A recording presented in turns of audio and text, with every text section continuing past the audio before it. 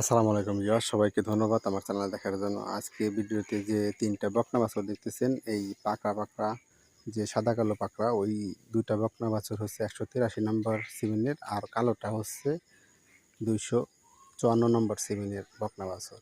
তো দেখতে একই রকম হলে, আর এটার মা কালার যেরকম, এই যে কালোটার বাচ্চার মা হচ্ছে এই কালোটা, আর সাদা দুটোর বা মা হচ্ছে এই এই দুটো গাভী হচ্ছে সাদা।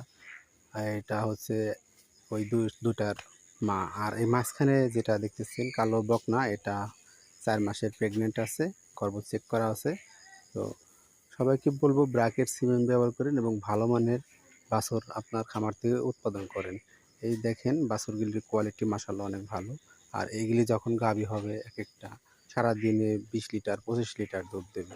তো সবাইকে আরও বলতেছি, যারা আমার চ্যানেলটি নতুন দেখতেছেন তাদেরকে বলবো প্লিজ আমার চ্যানেলটি সাবস্ক্রাইব করে রাখেন এবং লাইক করেন এবং বেশি বেশি শেয়ার